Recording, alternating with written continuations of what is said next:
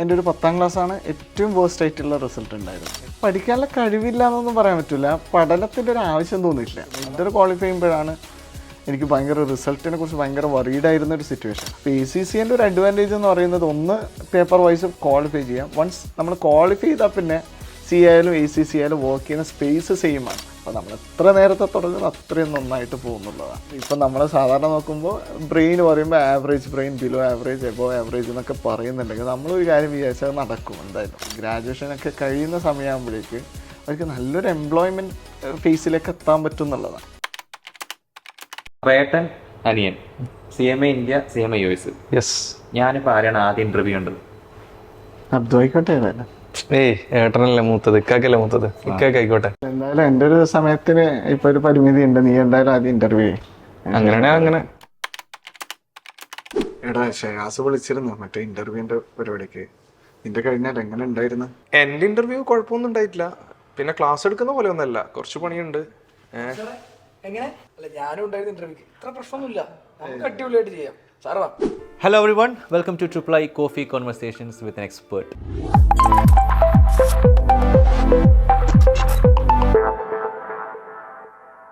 നമ്മുടെ ട്രിപ്പിൾ ഐയുടെ official Instagram page നോക്കിക്കഴിഞ്ഞാൽ നിങ്ങൾ അവിടെ ചില കുട്ടികളുടെ ഫോട്ടോസ് കാണും. അവർ റിമാർക്കബിൾ ആയിട്ടുള്ള അച്ചീവ്മെൻറ്റ്സ് നേടിയതുകൊണ്ട്, റാങ്ക്സ് ഒക്കെ നേടിയതുകൊണ്ട് നമ്മളവരെ പിൻ ചെയ്ത് വെച്ചിട്ടുണ്ട്. അപ്പോൾ ACCയിലേക്ക് വരികയാണെങ്കിൽ ഒരുപാട് റാങ്ക് നേടിയ വിദ്യാർത്ഥികൾ നമുക്കുണ്ട്. അപ്പോൾ നമ്മൾ അവർ ഏത് പേപ്പറിലാണോ റാങ്ക് നേടിയത് അത് പഠിപ്പിക്കുന്ന അധ്യാപകനെ നമ്മൾ ആ പോസ്റ്ററിൽ കൊടുക്കാറുണ്ട്.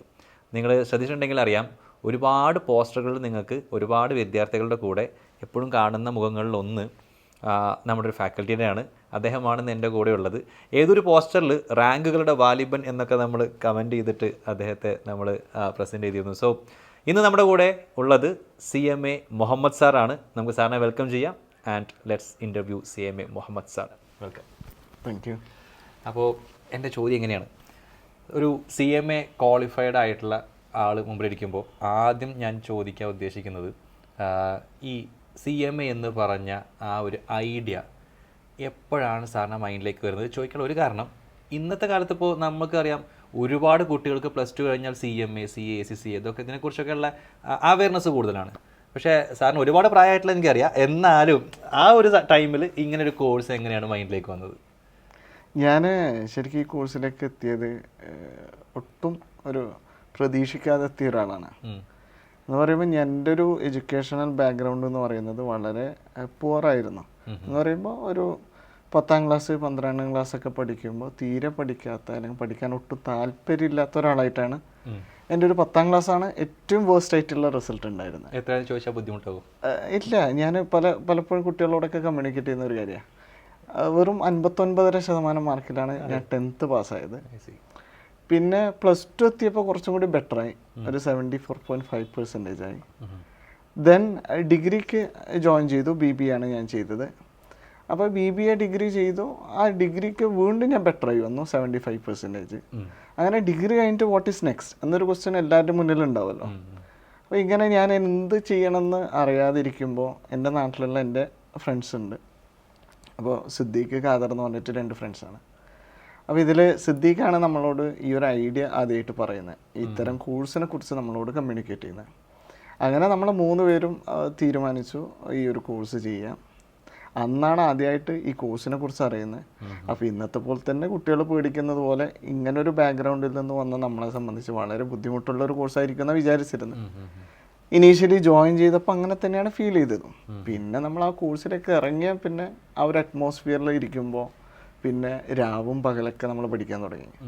കാരണം എന്നെ സംബന്ധിച്ച് ഫസ്റ്റ് ഞാൻ ഹോസ്റ്റലിൽ പോയപ്പോൾ, ഈ അഡ്മിഷൻ എടുക്കുന്ന സമയത്ത് ഹോസ്റ്റലിൽ പോയപ്പോൾ ഞാൻ കണ്ടത് ഉച്ചയ്ക്ക് ഇരുന്ന് കുറേ കുട്ടികൾ പഠിക്കുന്നതാണ്.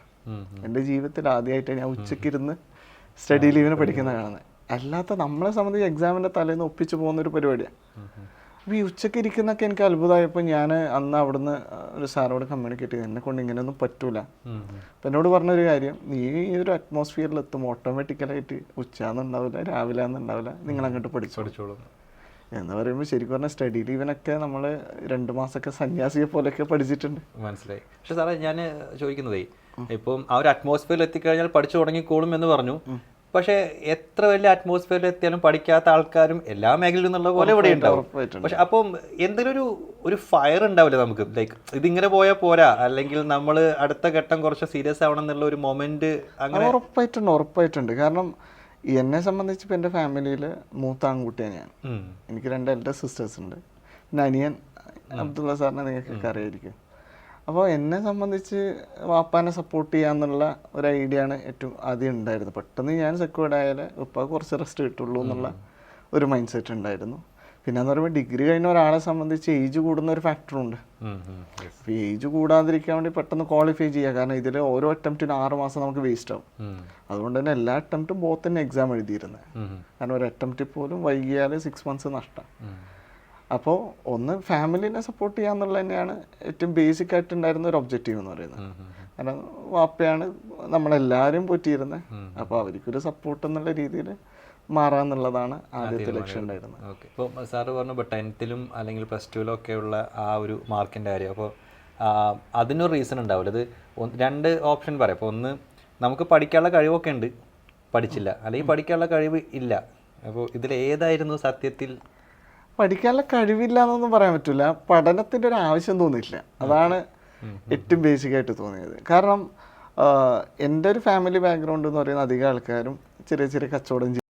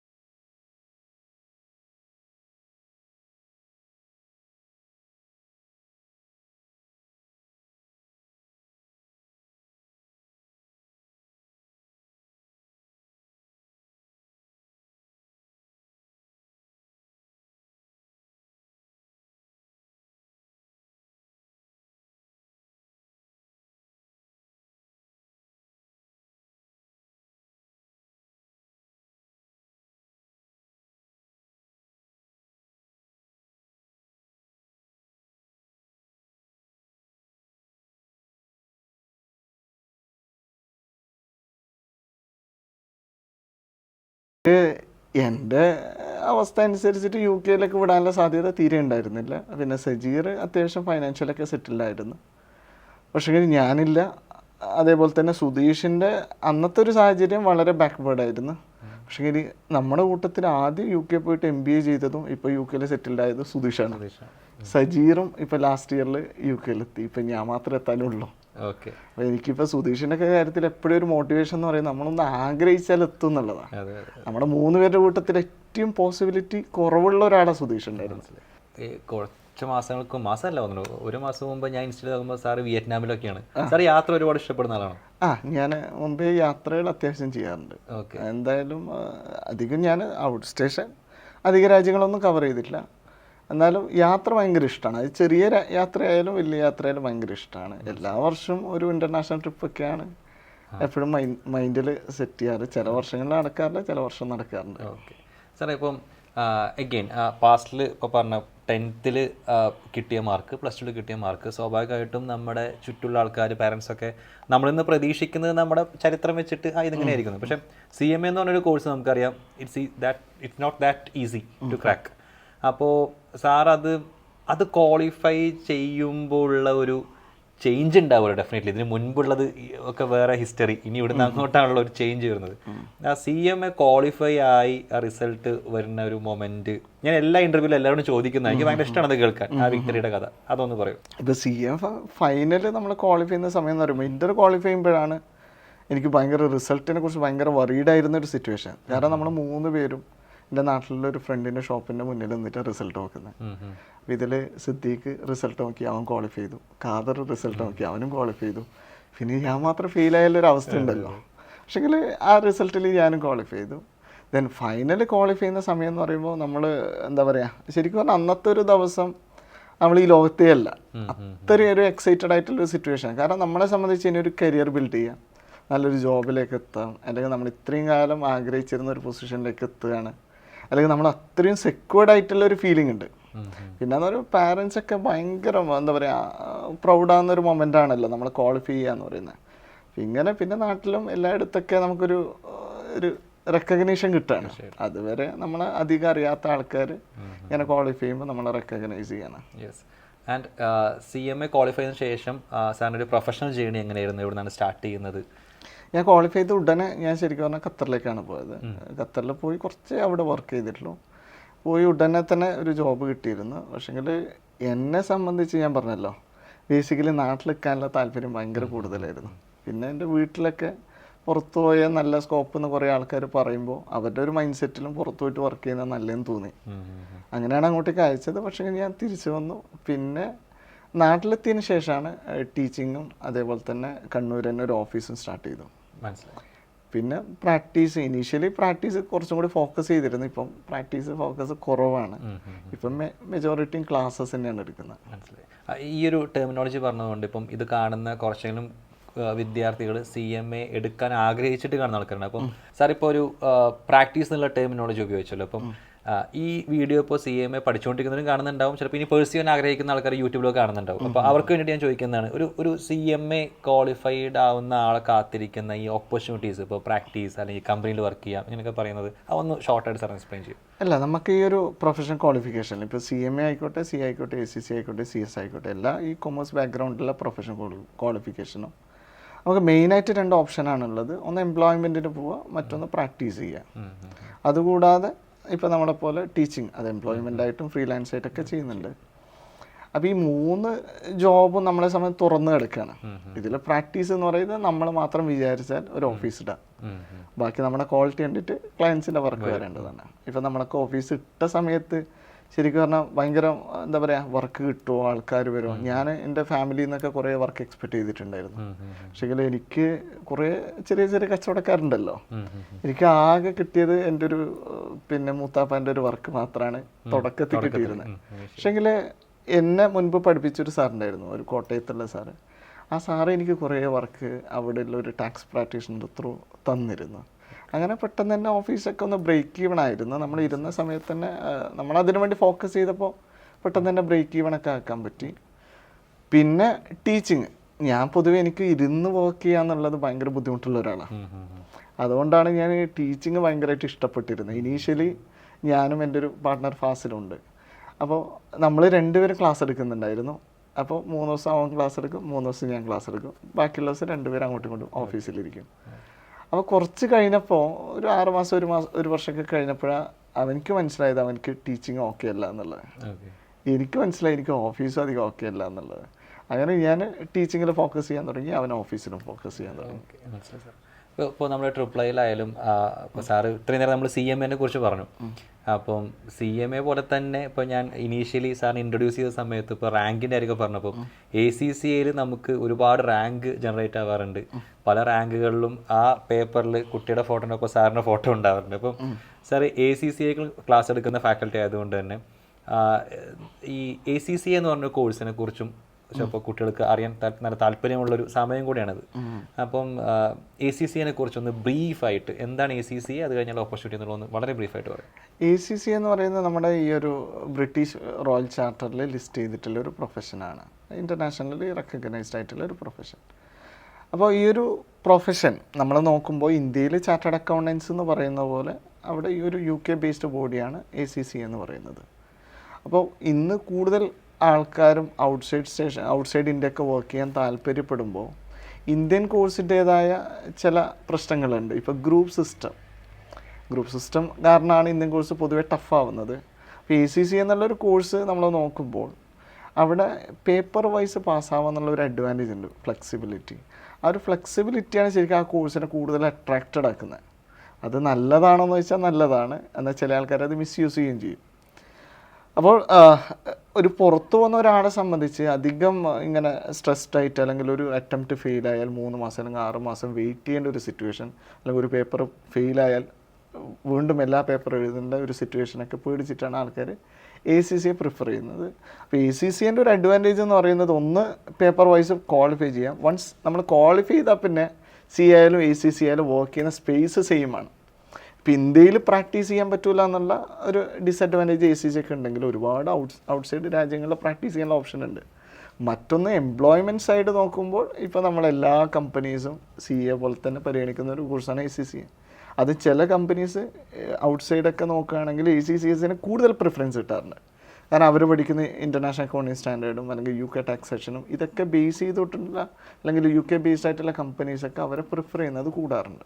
സോ ഇതൊരു ബോണസാണ്. കാരണം സാധാരണ നമ്മളൊരു ഫാക്കൽറ്റിനെ കിട്ടിക്കഴിഞ്ഞാൽ ഒരു പെർട്ടിക്കുലർ കോഴ്സിനെ കുറിച്ച് മാത്രമേ ചോദിക്കാറുള്ളത്. ഇപ്പോൾ ACC ആയി CMA ആയി ഏതൊരാളും ഒരു അച്ചീവ്മെൻറ്റ് നേടുന്നുണ്ടെങ്കിൽ മിക്കവാറും അല്ലെങ്കിൽ മോസ്റ്റ് പ്രോബബ്ലി ചിലപ്പോൾ ഒരു ഐക്കൺ അല്ലെങ്കിൽ ഒരു റോൾ മോഡൽ അല്ലെങ്കിൽ ഏതൊരു ഘട്ടത്തിൽ നമ്മളെ ഒന്ന് വഴിതിരിച്ചു വിട്ട ഒരാൾ എന്നൊക്കെ പറഞ്ഞിട്ട് ചില ആൾക്കാർ വരാറുണ്ടല്ലോ.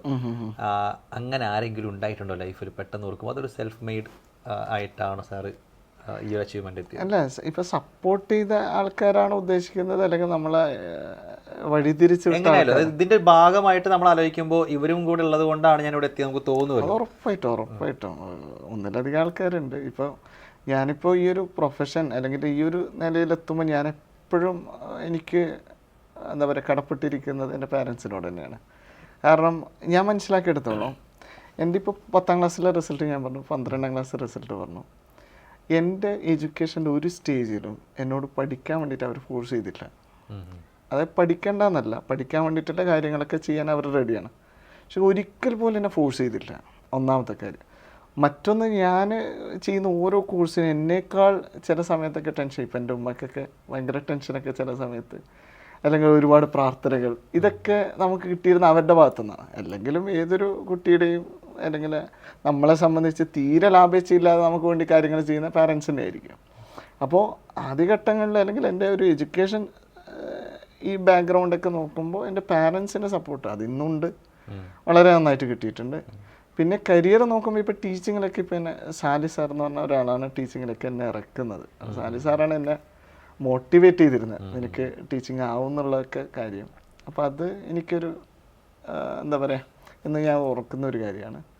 പിന്നെ അത് പറയുമ്പോൾ ഇപ്പോൾ അതിനുശേഷം കല്യാണം കഴിഞ്ഞു. ഇപ്പോൾ ഭാര്യയുടെ ഭാഗത്തുനിന്ന് സപ്പോർട്ട് ഉള്ളതുകൊണ്ടാണ് നമുക്ക് ഇന്നും ഈ ഒരു പ്രൊഫഷൻ ഭംഗിയായിട്ട് കൊണ്ടുപോകാൻ പറ്റുന്നത്. ഓക്കെ സാർ, ഇപ്പോൾ നേരത്തെ ഇൻ ബിറ്റ്വീൻ മെൻഷൻ ചെയ്തിരുന്നു അബ്ദുൾ സാറിനെ കുറിച്ച്, സിബ്ലിങ്സിനെ കുറിച്ച് പറഞ്ഞപ്പോൾ.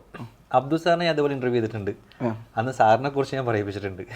അപ്പോൾ അല്ല ഞാൻ ചോദിക്കുന്നത്, ഇപ്പോൾ ഒരുപാട് കുട്ടികളത് കാണുന്നു. അപ്പം നമ്മുടെ കുട്ടികൾ കരിയർ ചൂസ് ചെയ്യുന്ന സമയത്ത് ഇപ്പോഴും എന്തൊക്കെയോ കുറേ പേര് ചെയ്യുന്നത് കണ്ടിട്ട് അത് ഇമിറ്റേറ്റ് ചെയ്യുക. കുട്ടികളെ പറഞ്ഞിട്ടും കാര്യമില്ല, അവർക്ക് അറിയുന്നില്ല എന്ത് ചെയ്യണം എന്നുള്ളത്. അപ്പം സാറ് അബ്ദുൾ സാർ പറഞ്ഞിട്ടുണ്ട് ഒരു ഘട്ടത്തിൽ CMA USA എന്ന് പറഞ്ഞ ക്വാളിഫിക്കേഷനിലേക്ക് അബ്ദുൾ സാറിന് ഐഡി കൊടുക്കുന്ന സാറാണെന്ന് പറഞ്ഞിട്ടുണ്ട്.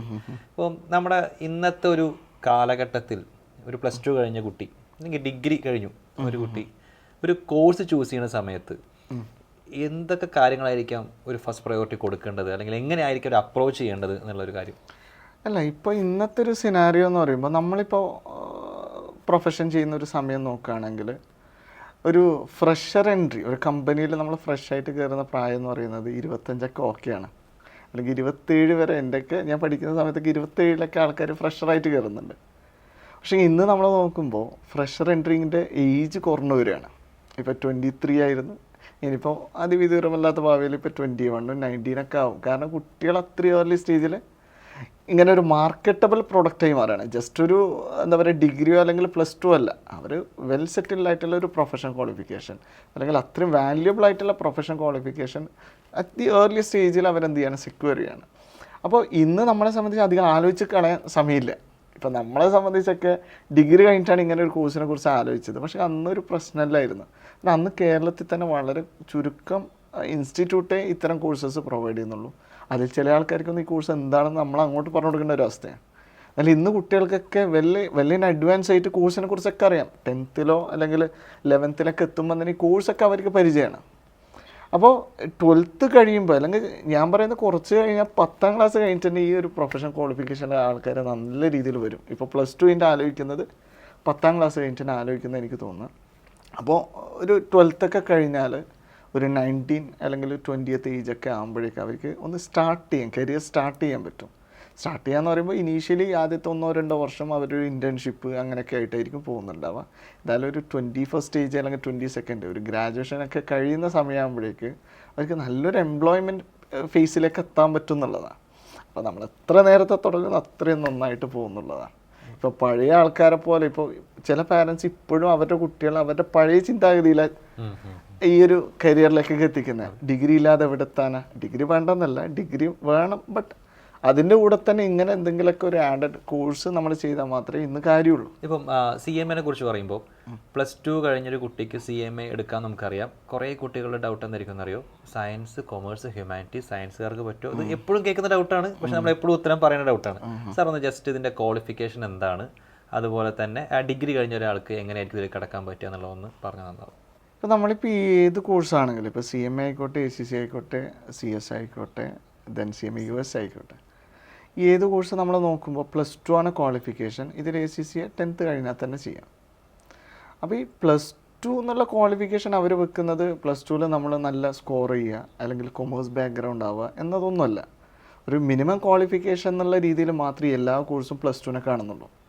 +2ന് നമ്മൾ എന്ത് പഠിച്ചാലും, അത് കൊമേഴ്സ് ആയിക്കോട്ടെ, ഹ്യൂമാനിറ്റീസ് ആയിക്കോട്ടെ, സയൻസ് ആയിക്കോട്ടെ, അതൊന്നല്ല നമ്മുടെ പ്രൊഫഷണൽ ക്വാളിഫിക്കേഷനിൽ അല്ലെങ്കിൽ അതിൻ്റെ കണ്ടിന്യൂഷൻ അല്ല നമ്മൾ ചെയ്യുന്നത്. ഇപ്പോൾ +2 കൊമേഴ്സ് ചെയ്യുന്ന ഒരാൾക്ക് ആ ടേംസ് ഒക്കെ പരിചയമുണ്ടെന്നല്ലാതെ എല്ലാ കോഴ്സിലും, ഈ 4 കോഴ്സിലും അവർക്ക് വേണ്ട ബേസ് മുതൽ എൻഡ് വരെ ഈ കോഴ്സിൽ തന്നെ ഉണ്ട്. അപ്പോൾ നമ്മുടെ ബാക്ക്ഗ്രൗണ്ട് എന്താണെന്നുള്ളത് ഇവിടെ ഒരു മാറ്ററേ അല്ല. ഇപ്പോൾ ഏത് കോഴ്സായാലും അക്കൗണ്ടൻസി ആണ് വേണ്ടതെങ്കിൽ അക്കൗണ്ട്സിൻ്റെ ബേസ് മുതൽ എൻഡ് വരെ ഉണ്ട്. ഇപ്പോൾ കോസ്റ്റിംഗ് വേണ്ടെങ്കിൽ കോസ്റ്റിങ്ങിൻ്റെ ബേസ് മുതൽ എൻഡ് വരെ ഉണ്ട്. അപ്പോൾ അവിടെ നമ്മൾ +2 എന്നുള്ള ഒരു ക്വാളിഫിക്കേഷൻ പോലെ പറയുന്നതെന്ന് മാത്രം. അതായത് ഒരു 0ൽ നിന്ന് തുടങ്ങാം. അതെ അതെ, കഴിഞ്ഞതൊക്കെ അങ്ങ് മാറ്റി വെച്ച് ഇനി ഒരു പുതിയ തുടക്കം. ഞാൻ അങ്ങനെ തുടങ്ങിയാണ്, അതിൻ്റെ ആവശ്യമില്ലല്ലോ, പറയേണ്ട ആവശ്യമില്ലല്ലോ. അതൊരു വലിയ കാര്യമാണ്. കാരണം ചിലപ്പോൾ മാർക്ക് കുറഞ്ഞതിന് കാരണം ഉണ്ടാവും, ആ കാരണം ഇനി ആവർത്തിക്കില്ല എന്ന് പറഞ്ഞ ആൾക്ക്. ഇല്ല, ഞാൻ മനസ്സിലാക്കിയെടുത്തോളം നമ്മളൊക്കെ ഒരു സിറ്റുവേഷൻ എന്ന് പറയുന്നത് നമ്മൾ വേണമെന്ന് വിചാരിച്ചാൽ നടക്കാത്ത കാര്യമൊന്നുമില്ല. എല്ലാവരും ഇപ്പം നമ്മൾ സാധാരണ നോക്കുമ്പോൾ ബ്രെയിൻ പറയുമ്പോൾ average brain, below average, above average എന്നൊക്കെ പറയുന്നുണ്ടെങ്കിൽ നമ്മളൊരു കാര്യം വിചാരിച്ചാൽ നടക്കും എന്തായാലും. അത് നമ്മളങ്ങോട്ട് ഇപ്പോൾ എനിക്കൊക്കെ തോന്നിയതാണ്. കാരണം ഞാൻ ഇപ്പോൾ +1 അക്കൗണ്ടൻസിക്ക് തോറ്റിട്ടുണ്ടായിരുന്നു. ഇന്നെൻ്റെ പേര് അക്കൗണ്ടൻ്റ് എന്നാണ്. അപ്പോൾ CMAയിൽ എല്ലാ സ്റ്റേജിലും നോക്കുമ്പോൾ എല്ലാം ഫസ്റ്റ് അറ്റംപ്റ്റ് ക്ലിയർ ചെയ്തിട്ടുണ്ട്. അപ്പം അന്ന് എൻ്റെ ബ്രെയിൻ മാറ്റി വെക്കലൊന്നും നടന്നില്ല. അപ്പം അന്ന് വേണമെന്ന് വിചാരിച്ചു, അതിനു മുൻപ് വേണ്ടാന്ന് വിചാരിച്ചു, അല്ലെങ്കിൽ ആവശ്യം തോന്നിയില്ല, അത്രയേ ഉള്ളൂ. സാർ ഇപ്പം ഒരുപാട് കുട്ടികളെ ഇപ്പോൾ കഴിഞ്ഞ കുറേ വർഷമായിട്ട് ക്വാളിഫൈഡ് ആക്കി പഠിപ്പിച്ച് ആ ഒരു എക്സ്പീരിയൻസ് നിന്ന് പെട്ടെന്ന് ഇപ്പോൾ ഞാൻ ചോദിച്ചു കഴിഞ്ഞാൽ ഒരു സ്റ്റോറി പറയാൻ പാകത്തിനുള്ള എന്തെങ്കിലും ഒരു സ്റ്റുഡൻറ്റിനെ പെട്ടെന്ന് പിക്ക് ചെയ്യുകയാണെങ്കിൽ ആരുടെ പേരായിരിക്കും ആദ്യം വരുന്നുണ്ടാവുക? എന്തായിരിക്കും ആ കുട്ടി അങ്ങനെ ഓർമ്മ വരാനുള്ള കാരണം? ഇപ്പോൾ ഒരുപാട് കുട്ടികളുണ്ട്. ഇപ്പം ഞാൻ ഈ ഒരു പ്രൊഫഷനിലെത്തിയപ്പോൾ എന്നെ ഏറ്റവും കൂടുതൽ അത്ഭുതപ്പെടുത്തുന്ന ഒരു കാര്യം, നമ്മൾ പഠിപ്പിച്ച പല കുട്ടികളും നമ്മളെക്കാൾ, ഇപ്പം നമ്മൾ വലിയ നിലയിലാണെന്നല്ല ഉദ്ദേശിക്കുന്നത്, പക്ഷെ നമ്മളെക്കാൾ നല്ല അച്ചീവ്മെൻറ്റ്സിലെത്തി ഇഷ്ടംപോലെ കുട്ടികളെ കണ്ടിട്ടുണ്ട്. അതിൽ എനിക്ക് റെസ്പെക്റ്റ് തോന്നുന്ന കുറേ കുട്ടികളുണ്ട്.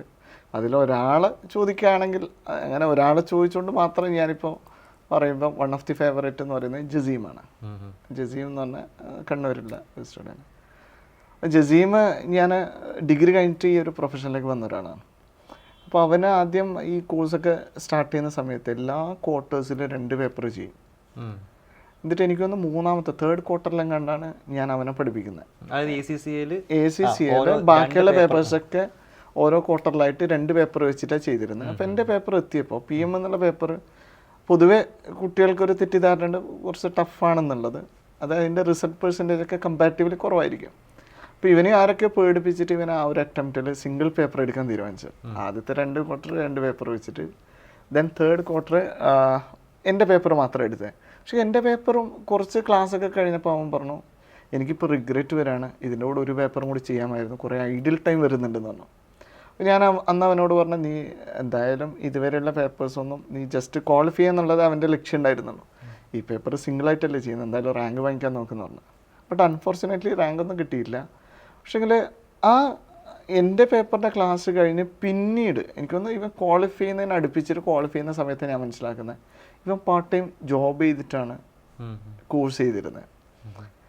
അപ്പോൾ പാർട്ട് ടൈം ജോബ് ചെയ്തിട്ട് കോഴ്സ് ചെയ്യുന്നു. ഇതുകൂടാതെ അവൻ ഫിസിക്കലി ഫിറ്റ്നസ് കാര്യങ്ങളൊക്കെ റെഗുലറായിട്ട് ചെയ്യുന്ന ഒരാളാണ്. അപ്പോൾ എല്ലാത്തിനും ഒരു സമയം കണ്ടെത്തുന്നുണ്ട്. അതേപോലെ ഞാൻ പൊതുവേ ക്ലാസ്സിൽ അത്യാവശ്യം വർക്കൊക്കെ കൊടുക്കാറുണ്ട്. ഇതുവരെ എന്നോട് അവൻ എക്സ്ക്യൂസ് പറഞ്ഞിട്ടില്ല. സാധാരണ ഒരു ജോബിനൊക്കെ പോകുന്ന കുട്ടിക്ക് ഒരുപാട് എക്സ്ക്യൂസ് പറയാം, ഞാൻ ജോബ് ചെയ്തിട്ടാണ് പഠിക്കുന്നത്. ദെൻ ഞാൻ ക്വാളിഫൈ ചെയ്തതിന് ശേഷം അവനോട് സംസാരിച്ചു, നീ എന്താ ജോബിന് പോകാൻ കാരണം, അല്ലെങ്കിൽ ഇങ്ങനെ പെട്ടെന്ന് കോഴ്സ് തീർക്കാനൊക്കെ ഒരു ആഗ്രഹം എന്താണെന്ന് ചോദിച്ചപ്പോൾ അവൻ എന്നോട് പറഞ്ഞത്, നമുക്കൊരു ക്വാർട്ടറിൽ 90 days ഉണ്ട്. അപ്പോൾ ഈ 90 ഡേയ്സിൽ ഒരു പേപ്പറിന് on an average 30 to 35 days including study leave. അപ്പോൾ 70 ഡേയ്സ് കഴിഞ്ഞാൽ പിന്നെ 20 ഡേയ്സ് ബാക്കിയാണ്. അപ്പോൾ ഈ 20 ഡേയ്സ് ഞാൻ വോക്കിന് പോകും. അത് ചിലപ്പോൾ സ്പ്ലിറ്റ് ആയിട്ടായിരിക്കും പോകുന്നത്, പാർട്ട് ടൈം ആയിട്ടായിരിക്കും പോകുന്നത്. പിന്നെ അതിൻ്റെ ഫീസ് കൊണ്ടാണ് എക്സാമിൻ്റെ ഫീസ് അടക്കുന്നത്, അതിൻ്റെ എമൗണ്ട് കൊണ്ടാണ് എക്സാമിൻ്റെ ഫീസ് അടക്കുന്നത്. അപ്പം അങ്ങനെ ഫീസ് അടക്കുമ്പോൾ എൻ്റെ ഒരു മൈൻഡിൽ വരുന്നത് ഈ പേപ്പർ തോറ്റാൽ ഞാൻ തന്നെ പൈസ കണ്ടെത്തണം. അപ്പം അങ്ങനെ ഒരു തോട്ടിൽ ഇവന് ഈ 90 ഡേയ്സും ഫുള്ളി പാക്ഡ് ആയിട്ടാണ് കാര്യങ്ങൾ നടത്തുന്നത്. പിന്നെ അവനെ എനിക്കൊന്ന് ഇൻറ്റേൺഷിപ്പ് സ്റ്റാർട്ട് ചെയ്തു. ഇൻറ്റേൺഷിപ്പ് എനിക്കൊന്ന് ചെറിയ എമൗണ്ടിന് ഇൻറ്റേൺഷിപ്പ് സ്റ്റാർട്ട് ചെയ്തു, 12,000 അങ്ങനെ എന്തോ തോന്നുന്നു. കാരണം ഇവൻ്റെ ഒരു ഒബ്ജക്റ്റീവ് എന്ന് പറയുന്നത് 13 പേപ്പർ അല്ലെങ്കിൽ അന്ന് 14 പേപ്പർ ഉണ്ടെന്ന് സംശയമുണ്ട്. 14 പേപ്പർ കംപ്ലീറ്റ് ചെയ്ത് വേഗം പുറത്തേക്ക് പോകാന്നുള്ളതായിരുന്നു പ്ലാന്.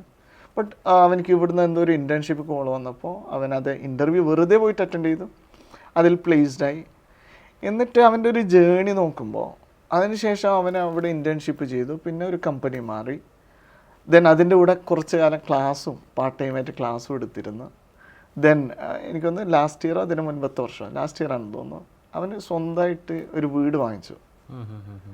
അപ്പോൾ സ്വന്തമായിട്ട് വീട് വാങ്ങിക്കുക എന്ന് പറയുമ്പോൾ ആ ഒരു പ്രായത്തിലൊക്കെ വാങ്ങിക്കുക എന്ന് പറയുന്നത് നമ്മളെ സംബന്ധിച്ച് വലിയൊരു കാര്യം തന്നെയാണ്. അതുമാത്രമല്ല, ഇപ്പോൾ ലാസ്റ്റ് ഒക്ടോബറിലാണെന്ന് തോന്നുന്നു അവനിപ്പോൾ US വർക്ക് ചെയ്യുന്നത്.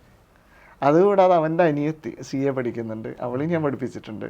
അപ്പോൾ അവൻ്റെ ഒരു ഒബ്ജക്റ്റീവ് എന്ന് പറഞ്ഞാൽ ഫാമിലിനെ എല്ലാവരും സെക്യൂർഡാക്കാൻ പറ്റി. ഇപ്പോൾ എനിക്കൊന്ന് ഒരു 27 അല്ലെങ്കിൽ 26 ഒക്കെ ഏജ് ഉണ്ടാവുക. അപ്പോൾ എനിക്കെപ്പോഴും ഒരു റെസ്പെക്റ്റ് തോന്നാറുണ്ട്, കാരണം അത്രയും നന്നായിട്ട് വർക്ക് ചെയ്തിട്ട് അവൻ ഈ ഒരു പൊസിഷനിലേക്ക് എത്തുന്നത്. ഞാനിപ്പോൾ ഈ ഒരു ഇൻ്റർവ്യൂവിനെ ഒരു വെടിക്ക് 2 പക്ഷി എന്നൊക്കെ പറയുന്ന പോലെ ഒരേ സമയം CMA ACCA ഇതിൻ്റെ കുറേ കാര്യങ്ങൾ പറഞ്ഞു, പിന്നെ ഈ പറഞ്ഞ പോലെ സാറിൻ്റെ ഒരു ജേണി. അപ്പം നമ്മളിതിന് മുൻപ് ചെയ്ത എപ്പിസോഡ്സിലൊക്കെ ഒരുപാട് കുട്ടികൾ കാണുമ്പം ഒന്ന് കോഴ്സിനെ കുറിച്ചുള്ള ഔട്ട്ലുക്ക് കിട്ടുന്നു, 2 ക്വാളിഫൈഡ് ആയ ഒരാൾ ഇത് പറയുന്ന സമയത്ത് ഓക്കെ ഞാൻ ഈ കോഴ്സ് എടുത്തു കഴിഞ്ഞാൽ എന്തൊക്കെയാണ് സംഭവിക്കാൻ പോവുക, ആ ചില മൊമെന്റുകൾ ഇതൊക്കെ എക്സ്പെക്ട് ചെയ്ത് ഇരിക്കാൻ പറ്റുന്ന സ്റ്റോറിലൂടെയാണല്ലോ. സോ അതിനൊക്കെ നോക്കുമ്പോൾ ഒരു ഭയങ്കര ഫ്രൂട്ട്ഫുൾ ആയിട്ടുള്ള ഇന്റർവ്യൂ ആയിട്ടാണ് എനിക്ക് ഫീൽ ചെയ്യുന്നത്. So thank you very much for being here. സാറിൻ്റെ ഒരു വാല്യുബിൾ ടൈം നമുക്ക് സ്പെൻഡ് ചെയ്തതിൽ പ്രത്യേകം നന്ദി അറിയിക്കുകയാണ്. അപ്പോൾ നമുക്കിനി വീണ്ടും ഒരു സെഷനിൽ കൂടി കാണാമെന്ന് വിചാരിക്കുന്നു. Thank you very much. അതുപോലെ നമ്മുടെ അജയ്, ജോയൽ ഇവർക്കൊക്കെ സ്പെഷ്യൽ താങ്ക്സ്, ക്യാമറ ഹാൻഡിൽ ചെയ്തവർ. എന്തായാലും എന്നെ സംബന്ധിച്ചും വളരെ ഒരു നല്ലൊരു സെഷൻ ആയിരുന്നു ഇത്. ഓക്കെ, അത് ഒരു അഡീഷണൽ എന്താ പറയുക അപ്രിഷിയേഷൻ ആയിട്ട് എടുക്കുകയാണ്. സോ നമ്മുടെ ഇൻ്റർവ്യൂ എത്ര നേരം കണ്ടുകൊണ്ടിരുന്ന നിങ്ങൾക്കും ഒരു സ്പെഷ്യൽ താങ്ക്സ് പറയാണ്. മറ്റൊരു ഇൻട്രസ്റ്റിംഗ് എപ്പിസോഡായിട്ട് നമുക്ക് വീണ്ടും കാണാം. Thank you for watching. By.